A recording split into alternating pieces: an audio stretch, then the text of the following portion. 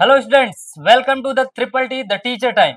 और last video में मैंने बात किया था कि रविशंकर शुक्ला यूनिवर्सिटी के सिलेबस के बारे में मैंने डिस्कस किया था। और ये जो सीरीज था वो एमएससी की क्लासेस के लिए हमने शुरू किया है।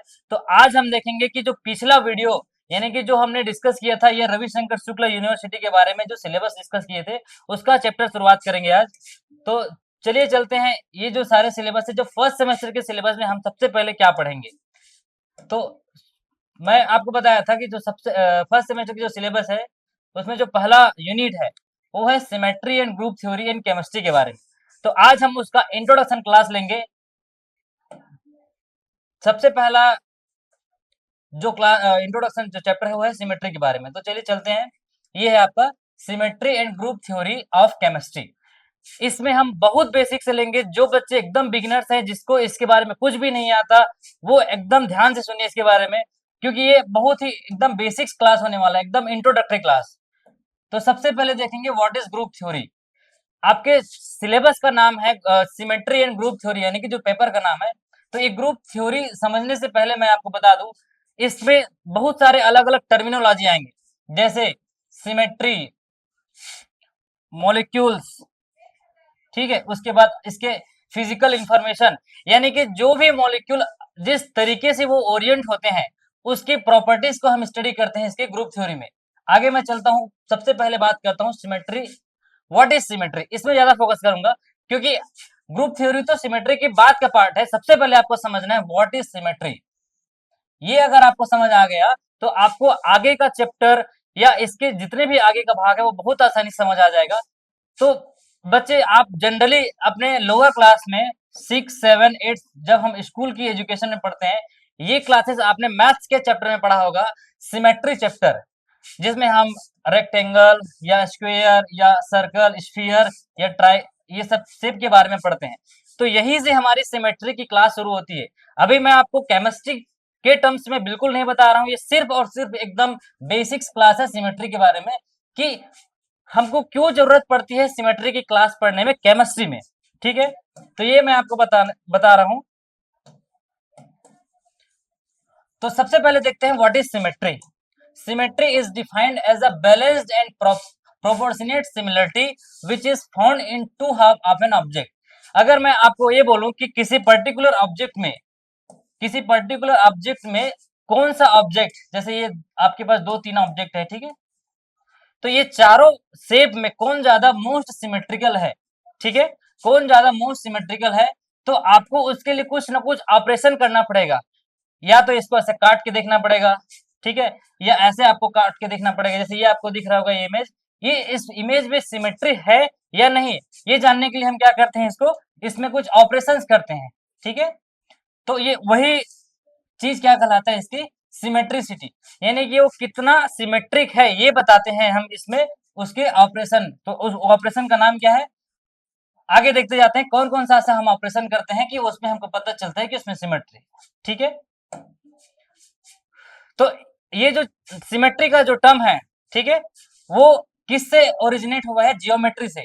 यानी कि अगर आपका कोई पर्टिकुलर जियोमेट्री किस शेप में है या कि कोई जियोमेट्री पे सिमेट्री है या नहीं, उसको जानने के लिए सबसे पहले हमको जियोमेट्री जानना पड़ेगा। क्या, जियोमेट्री।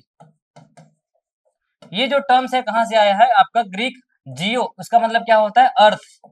जियो का मतलब होता है अर्थ, और मेट्रिया का मतलब होता है आपका मेजर। कोई पर्टिकुलर जियोमेट्री को अगर आपको जानना है तो उसके अलग अलग ऑपरेशन को परफॉर्म करके देखेंगे। तो ये आपका, जैसे ये these are the shape that we have studied earlier in lower classes, जैसे कि ये आपका सिलेंडर, ये क्यूबॉइड, स्क्वायर, ट्राइंगल, स्फीयर, ठीक है, इस टाइप के जो शेप्स होते हैं, ये सारे शेप्स हमने अपने लोअर क्लास में पढ़े हैं। अब ये सारे शेप को केमिस्ट्री में पढ़ने की क्यों जरूरत पड़ रही है, या आपको मैं आगे धीरे धीरे बताऊंगा। जैसे कि ये क्या है, आपका ट्राइंगल शेप है, ठीक है, और हमको पता है कि केमिस्ट्री में भी जब हम हाइब्रिडेशन पढ़ते हैं तो हमको इस टाइप के शेप की ज्योमेट्री जरूर मिलती है। जैसे कि मैं आपको बात करूंगा बोरॉन ट्राइफ्लोराइड BF3, इसकी शेप होती है क्या, ट्राइगोनल प्लेनर, ठीक है। तो हमको इसकी प्लेनर, इसमें जाना, जियोमेट्री में जाना है। अगर हम किसी ये आपको दिख रहा होगा, ये BF3 की शेप है, ठीक है, ये BF3 का शेप है। इसीलिए आपको मैं शेप के बारे में पहले बता रहा हूं। अगर आपको किसी पर्टिकुलर शेप की जियोमेट्री या सिमेट्री अगर आपको क्लियर हो जाता है तो आप ये केमिस्ट्री में इसको आसानी से अप्लाई कर सकते हैं। ठीक है, उसी तरीके से इस टाइप के शेप है, अलग अलग शेप के क्या है आपके ट्राइंगल है। फिर सेम उसी तरह आपके रेक्टेंगल है। हमको पता है कि इस टाइप के भी शेप आपको केमिस्ट्री में देखने को मिलता है। अगर मैं बात करूं निकिल टेट्रासाइनाइड, इस टाइप के आपको क्या मिलेंगे, शेप मिलेंगे। ठीक है, इस टाइप के आपको शेप मिलेंगे। तो अभी आपको क्या करना है, बस शेप और जियोमेट्री में फोकस करना है कि ऐसा क्या चीज है जिससे हम सिमेट्री सीख सकते हैं। तो देखिए, this this shape is also called a square, it is a special rectangle, all of its side are the same length. ये हम अपने मैथ्स क्लास में जरूर पढ़े हैं, ये जो रेक्टेंगल है। ठीक है, फिर आता है आपका सर्कल, इस टाइप के सर्कल्स। अब इसमें आपको दिख रहा होगा ऐसा क्या पैरामीटर है, ऐसा कौन सा पैरामीटर है जिसमें ये सारे शेप को हम सिमेट्री के कैटेगरी में लाएंगे। ठीक है, सिमेट्री के कैटेगरी में लाएंगे। तो देखते हैं ऐसा कौन कौन सा पैरामीटर या ऑपरेशन है जिसको हम ये देख के जानेंगे कि ये सिमेट्री है या ये सिमेट्री है, या इन दोनों में कौन ज्यादा सिमेट्रिकल है। मैं बात कर रहा हूं सिमेट्रिकल की। तो ये जिसमें आपको दिख रहा होगा ये अलग अलग एंगल बना होगा। ठीक है, या फिर ये आपको एक मून का डायग्राम दिख रहा होगा, इसमें आपको दो भाग में इसको बांट दिया गया है। यानी कि किसी पर्टिकुलर ऑब्जेक्ट या जियोमेट्री या शेप, इसको अगर आपको जानना है कि वो सिमेट्रिकल है या नहीं, सिमेट्रिकल है या नहीं।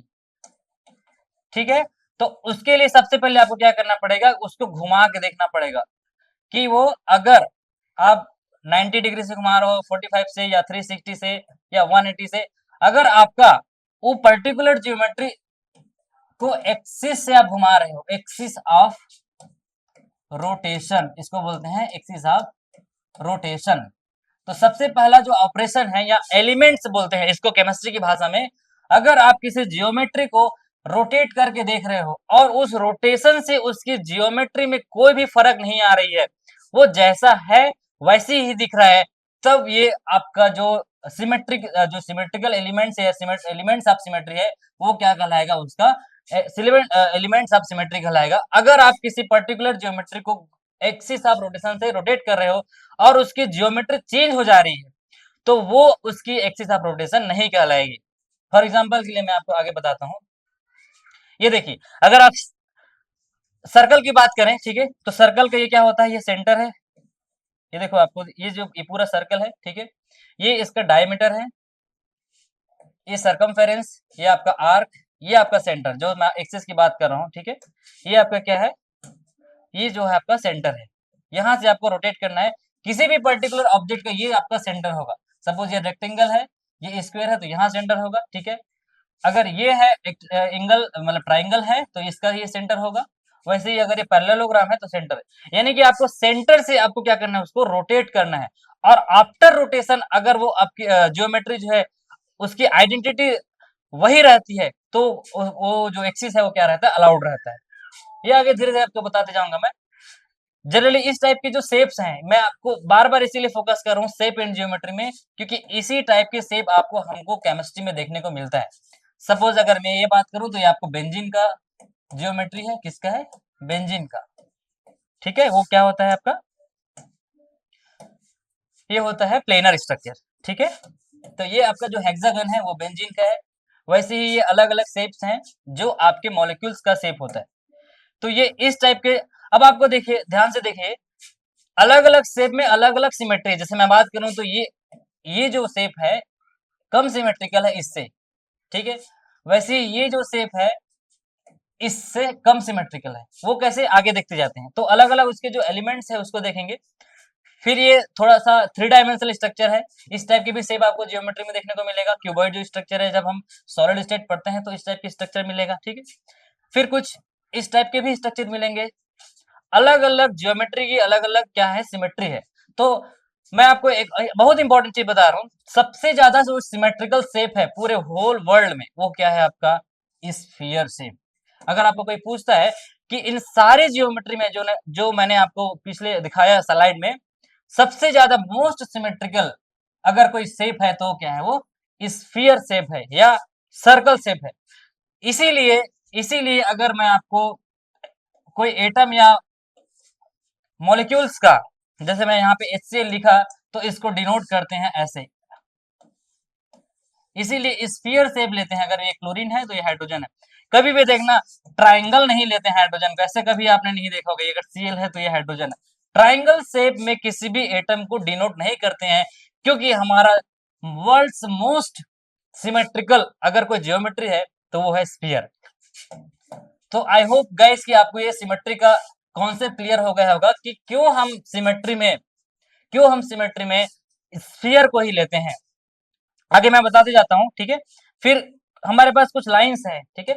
ये लाइंस, जैसे ये स्ट्रेट लाइंस, ये पैरेलल लाइंस, ये परपेंडिकुलर, इसका भी आपको आगे जरूरत पड़ेगी कि ये परपेंडिकुलर क्या है, ठीक है, या हॉरिजॉन्टल क्या है। तो ये आपको मैं क्लियर कर देता हूं। अगर एक लाइन, यानी कि जो हॉरिजॉन्टल लाइन है उसके ऊपर 90 डिग्री का कोई एंगल का हम लाइन खड़ा करते हैं या खींचते हैं तो क्या कहलाता है, इसका परपेंडिकुलर है, ठीक है। और ये कर्व लाइन है, ठीक है, ये क्या है, कर्व लाइन। फिर नेक्स्ट देखते हैं आपका, फिर वही उसी टाइप की जो शेप है, ये सारी मैंने डिस्कस कर दी है। जैसे अगर आपका ये ट्रायंगुलर शेप, ये स्क्वायर, अगर आपके पास 5 साइड है तो ये क्या है, पेंटागन। अगर 6 साइड है तो ये हेक्सागन, ठीक है। 7 साइड एंड एंगल तो heptagon, octagon. If the 8 side and angles are there, 9 side and angles are there, तो दैट इज नैनोगन, डेकागन। ये आपका है हेंडेकागन। फिर अगर 12 एंगल है या 12 साइड है तो उसको बोलते हैं डोडेकागन। ये आपके मॉलिक्यूल्स की ज्योमेट्री, ये बहुत काम आने वाला है आपको।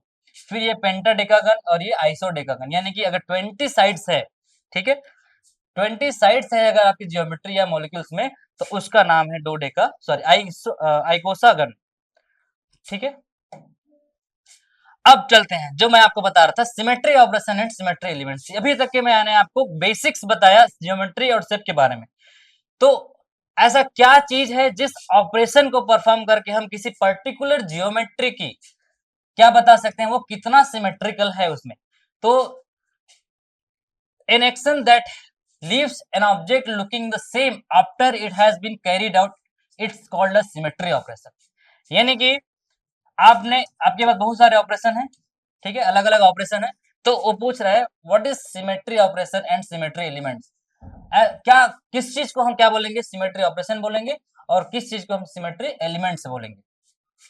तो जिस एक्शन को हम परफॉर्म करेंगे, एन एक्शन दैट, ये डेफिनेशन के तौर पे आप इसको नोट कर सकते हैं। अगर आपको पूछता है what is symmetry operation and what is symmetry elements, तो ये नोट कीजिए आप, an action that leaves an object looking the same after it has been carried out, it's called a symmetry operation.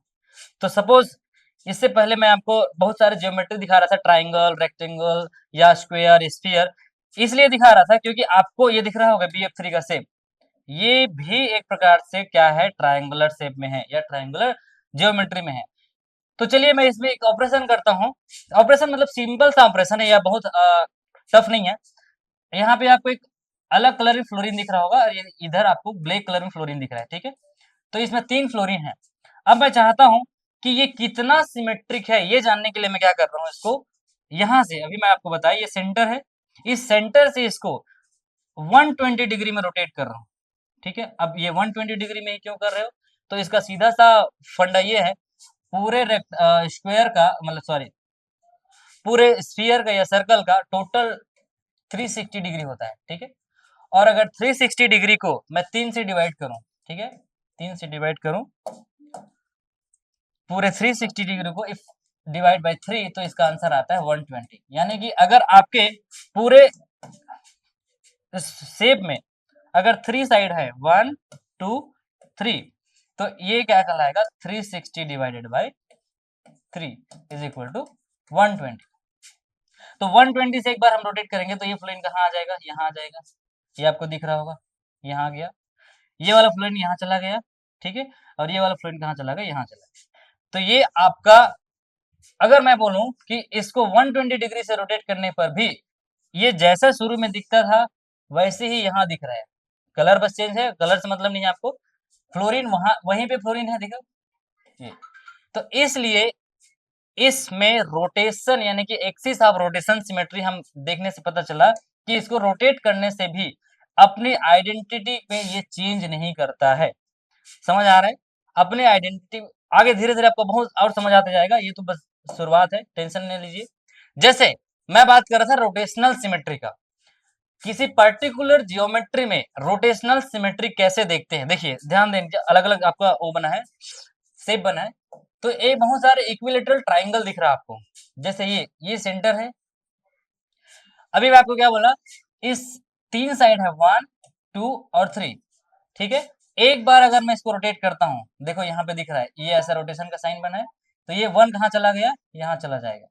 यानी कि ये जो येलो कलर दिख रहा होगा आपको, घूम के यहाँ आ गया देखो, ठीक है? ये आप येलो कलर पे फोकस कीजिए, ये येलो कलर जो है कहाँ आ गया? यहाँ आ गया। यानी कि एक बार रोटेट हुआ वो, दोबारा जब हम रोटेट करेंगे तो फिर से ये येलो कलर कहाँ आ जाएगा? यहाँ आ जाएगा। तो ये देखिए ये आ गया। अब जब 3 बार इसको मैं रोटेट करूँगा तो फिर से वापस चला जाएगा। यानी कि इसमें इसकी ज्योमेट्री जैसे से पहले इसकी थी, यानी कि जैसा ही ये शुरू में था, जैसे ही स्टार्ट में था, वैसे ही ये एंड में आ गया। यानी कि इसको 3 बार रोटेट करने से 1, 2 और 3 3 बार रोटेट करने से ये आपकी ओरिजिनल आइडेंटिटी को गेन कर लेता है। तो ये एक प्रकार से इसमें क्या है? रोटेशनल सिमेट्री प्रेजेंट है। अदरवाइज अगर ये येलो कलर एक बार घुमाने से यहाँ आ रहा है, ठीक है? दूसरे बार घुमाने से इधर नहीं आ रहा है, इधर नहीं आ रहा है, तो उसमें फॉर एग्जांपल रोटेशनल सिमेट्री क्या है? प्रेजेंट नहीं है। जैसे आपको दूसरा शेप दिख रहा होगा स्क्वायर का, ठीक है? ये देखिए, इस स्क्वायर का सेंटर कहाँ पे है? यहाँ पे। ये सेंटर ऑफ रोटेशन है। हम इसको एक बार घुमा रहे हैं, ठीक है? ये देखो आपको साइन दिख रहा होगा रोटेशन का। एक बार घुमाएंगे तो ये येलो कलर यहाँ आ गया। दूसरा बार जब घुमाएंगे तो येलो कलर कहाँ आ जाएगा? यहाँ आ जाएगा। तीसरी बार जब हम घुमाएंगे तो यहाँ चला जाएगा और फिर से चौथी बार घुमाएंगे तो कहाँ चला जाएगा? यहाँ। यानी कि 4 बार घुमाने से आपका जो येलो कलर है वापस वहीं पे आ रहा है, ठीक है? तो इस तरीके के जो एक्सिस ऑफ रोटेशन है उसका नाम दिया जाता है। अगर 3 बार में वो अपनी ओरिजिनल आइडेंटिटी को आ रहा है तो उसको C3 बोलते हैं, सेंटर से C3 घुमाने से। अगर 4 बार में वो वापस आ रहे हैं तो उसको C4 बोलते हैं। क्या बोलते हैं? C4। अगर 2 बार में उसकी आइडेंटिटी वापस आ रही है तो उसको C2 बोलते हैं, केमिस्ट्री के टर्म। अब आपको धीरे-धीरे मैं ये मैथमेटिकल ज्योमेट्री से केमिस्ट्री की तरफ शिफ्ट कर रहा हूँ कि what is C1, what is C2, what is C3। तो अगर आपका एक बार घुमाने से ही वो पूरी ज्योमेट्री अपनी आइडेंटिटी यानी कि ओरिजिनल पोजीशन में वापस आता है तो वो कहलाता है C1। उसी तरीके से C2 2 बार में, C3 और C4। उसी तरीके से अगर इनफाइनाइट टाइम हम अगर उसको रोटेट करते हैं तो उसकी एक्सिस ऑफ रोटेशन क्या हो जाता है? सी इनफाइनाइट। कभी-कभी कई ऐसे ज्योमेट्री जिसको हम घुमाते जाते हैं वो ओरिजिनल आइडेंटिटी में आता ही नहीं है या आ भी गया तो आपको पता नहीं चलता, तो वो कहलाती है सी इनफाइनाइट एक्सिस, ठीक है? तो ये हो गया आपका एक्सिस ऑफ रोटेशन। ये जो पहला सिमेट्री एलिमेंट्स है, ठीक है? जो मैं आपको बताया था कि सिमेट्री एलिमेंट्स। फिर नेक्स्ट आपका है, हाँ, ये देखिए, अब हम जियोमेट्री से शिफ्ट हो रहे हैं आपका केमिस्ट्री की मॉलिक्यूल की तरफ। ये आपका दिख रहा होगा ओरिजिनल बोरॉन ट्राइफ्लोराइड, ठीक है? BF3। ये आपका फ्लोरीन है, सॉरी कलर चेंज कर देता हूँ। ये आपका फ्लोरीन है, ये आपका फ्लोरीन है और ये आपका फ्लोरीन, ठीक है? अभी देखिए, अभी मैं आपको बताया था कि इस पर्टिकुलर जियोमेट्री को हम कौन से एंगल से घुमाएंगे वो कैसे डिसाइड करता है। अभी अभी आपको बताया कि 360 अगर पूरे होल स्फीयर सर्कल का एंगल होता है, अगर उसको मैं 3 बार घुमाने से ये 1, ये 2 और ये 3, वो एक बार जब मैं इसको रोटेट करूंगा तो ये यहाँ आएगा, दूसरा बार में ये यहाँ चला जाएगा और तीसरा बार में ये यहाँ चला जाएगा। यानी कि 3 बार घुमाने से वो अपनी ओरिजिनल आइडेंटिटी को 120 एंगल से 3 बार घुमाने से आ रहा है। इसलिए इसमें जो प्रिंसिपल एक्सिस है, ये देखो प्रिंसिपल एक्सिस है क्योंकि ये जिस एक्सिस से ज्यादा नंबर ऑफ एटम रोटेट करता है वो कहलाता है आपका, इसको भी नोट कीजिए प्रिंसिपल एक्सिस। क्या होता है? प्रिंसिपल एक्सिस, ठीक है? और प्रिंसिपल एक्सिस के अलावा अगर कोई दूसरा एक्सिस प्रेजेंट है तो उसको बोलते हैं सब्सिडरी एक्सिस, सब्सिडरी एक्सिस। ठीक है,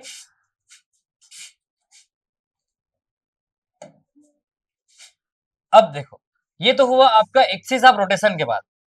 अब इसमें ये देखते हैं,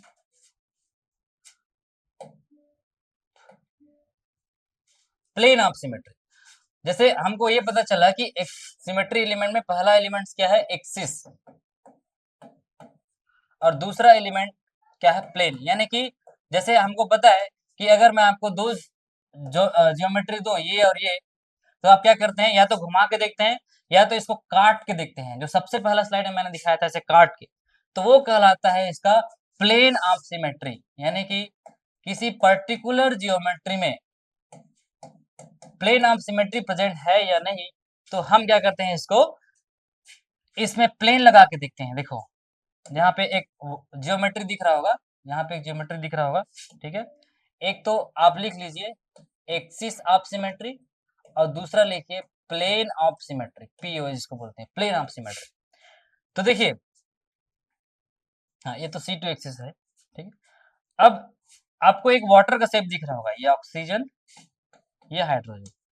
अभी अभी आपको मैं बताया कि अगर किसी जियोमेट्री को दो बार, अब आप खुद डिसाइड कीजिए, 360 को 2 से डिवाइड करेंगे क्योंकि आपके पास दो ही एटम है, ये तो सेंट्रल एटम है, सराउंडिंग एटम कितने हैं, 1 और 2। तो 360 को अगर हम 2 से डिवाइड करते हैं तो आंसर आता है 180।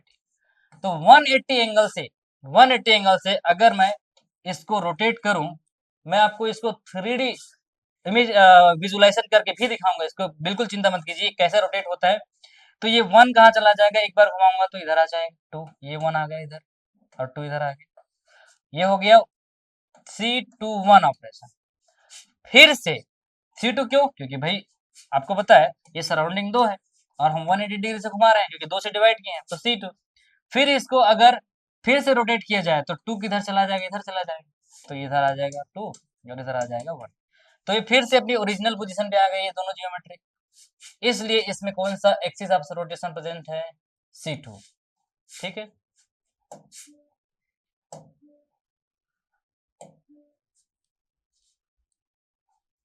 जैसे ये आपका अमोनिया का उदाहरण है, NH3। किसका उदाहरण है, NH3। 1 2 3, ये क्या है, तीनों हाइड्रोजन है, 1 2 3, H1 H2 H3। अब हम सबसे पहले क्या करेंगे, इसको C3 यानी कि 120 डिग्री से रोटेट करते हैं। देखिए 120 डिग्री रोटेशन लिखा है। अब क्या हो जाएगा, 1 कहाँ चला जाएगा, 3 की जगह में चला जाएगा। देखो ये 1 कहाँ चला गया, 3 की जगह में चला गया। 3 वाला कहाँ चला जाएगा, 2 की जगह में, और 2 वाला 1 की जगह में, ये आपको दिख रहा होगा।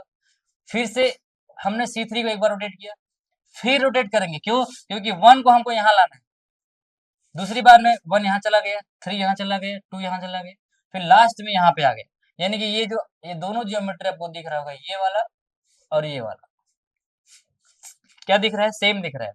तो ये इसका और इसका, ये क्या है, आइडेंटिटी है, ई है। आइडेंटिटी को किससे डिनोट करते हैं, ई से, याद रखना। सिमेट्री एंड ग्रुप थ्योरी में आइडेंटिटी को डिनोट करते हैं ई से, ठीक है। तो इस तरीके से आपका जो पहला एलिमेंट्स है, मैंने आपको डिस्कस किया सी सेंटर के बारे में जो बताया, अलग अलग शेप के बारे में बताया।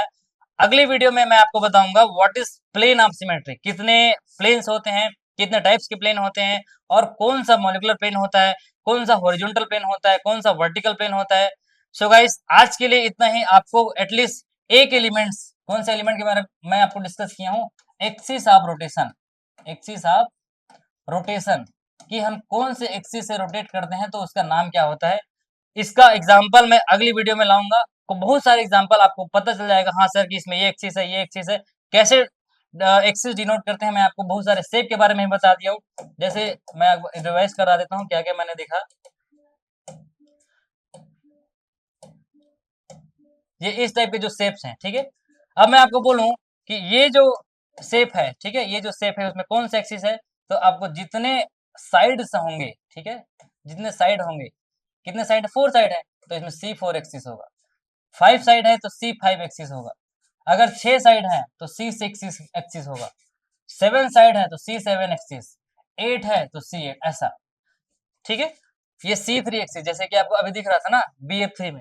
तो इस तरीके से पहले आपको शेप और जियोमेट्री की कॉन्सेप्ट क्लियर होगा, करना होगा, तब जाके आप सिमेट्री एंड ग्रुप थ्योरी में आगे पढ़ पाओगे। So thank you guys, and अगर आपको वीडियो पसंद आई होगी तो लाइक शेयर सब्सक्राइब कीजिए। अगली वीडियो में मिलते हैं आपका प्लेन ऑफ सिमेट्री को लेके, ठीक है। सो आज के लिए इतना ही, थैंक यू।